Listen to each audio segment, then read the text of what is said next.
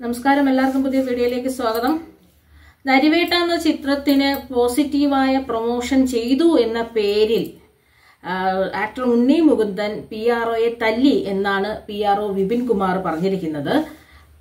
മറ്റു വശത്തു നിന്നുള്ള മറുപടി വരാത്തത് കൊണ്ട് ഇതിന്റെ സത്യാവസ്ഥ നമുക്ക് അറിഞ്ഞുകൂടാ. എന്നാലും ഇങ്ങനെയാണ് പറയുന്നത്: തുടർച്ചയായുള്ള ചിത്രങ്ങൾ പരാജയപ്പെട്ട വേദനയിൽ മറ്റൊരു ചിത്രത്തിന്റെ പ്രൊമോഷൻ പോസ്റ്റ് ഇട്ടതിന്റെ പേരിൽ എന്നെ വിളിച്ച് തല്ലി.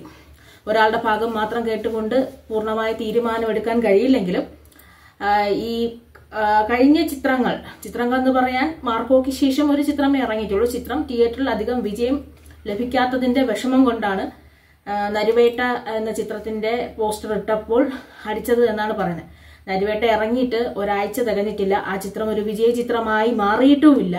ചിത്രം തിയേറ്ററിൽ കളിച്ചു തുടങ്ങിയിട്ടേ ഉള്ളൂ. അതായത് നമുക്കറിയാം, തുടരുമെന്ന ചിത്രം വലിയ ഷോകളൊക്കെ ആയിട്ട് പോകുന്നത് കാരണം മറ്റ് ചിത്രങ്ങളെല്ലാം സൈഡായിക്കൊണ്ട് തന്നെയാണ് ഇരിക്കുന്നത്. നരിവേട്ട എന്ന ചിത്രം വലിയ വിജയമൊന്നും ആയിട്ടില്ല. 2-3 ദിവസങ്ങൾ ആയിട്ടേ ഉള്ളൂ. ചിത്രം കണ്ടവർ ചിത്രം കൊള്ളാമെന്ന് അഭിപ്രായപ്പെട്ടു. മാത്രമല്ല, ചിത്രം ഒരു പൊളിറ്റിക്കലി സിനിമയായതുകൊണ്ട് എല്ലാവരും കാണുന്നത് പോലെ, ഇപ്പൊ പ്രിൻസ് ആൻഡ് ദ ഫാമിലിക്ക് ഉണ്ടാകുന്നതും തുടരിനും ഉണ്ടാകുന്നത് പോലെ പ്രേക്ഷകർ ഒരിക്കലും നരിവേട്ടയ്ക്ക് ഉണ്ടാകാൻ സാധ്യതയില്ല.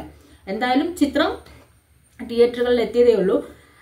അതിന്റെ പേരിലാണ് അടി കിട്ടിയത് എന്നാണ് പറയുന്നത്.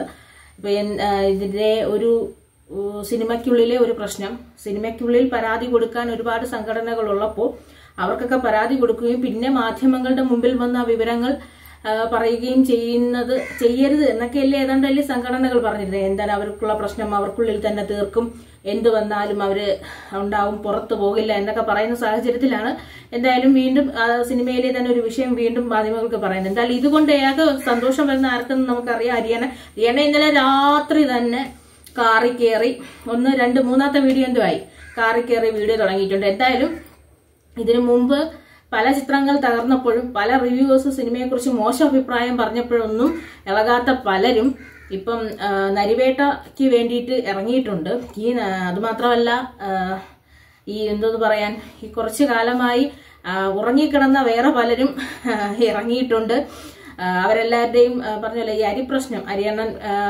എന്തായാലും അരിയണ്ണന്റെ ഭാഗത്തു നിന്ന് ഇനി ഒരാഴ്ചത്തെ അരി മാത്രമല്ല ബിരിയാണിയാണ് ഇറങ്ങാൻ പോകുന്നത്. അപ്പം ഉള്ളതും ഇല്ലാത്തതുമായ പല കാര്യങ്ങളും നമുക്ക് കാണാം. എന്തായാലും അപ്ഡേഷൻസ് ഇനി ഇതിന്റെ കേസ് എന്താണ് എന്ന് പൂർണ്ണമായിട്ട് പറയണമെങ്കിൽ 2 ഭാഗത്തുള്ളവരും മറുപടി പറയേണ്ടി വരും. സിനിമയ്ക്കുള്ളിലെ പ്രശ്നം സിനിമയ്ക്കുള്ളിൽ തന്നെ തീർക്കുന്നതാണ് എന്തുകൊണ്ട് നല്ലത്. മറ്റുള്ളവർക്ക് അരി വാങ്ങാനുള്ള അവസരം ഒരു കാരണവശാലും ഉണ്ടാക്കി കൊടുക്കരുത് എന്ന അഭിപ്രായമുള്ള ആളാണ്.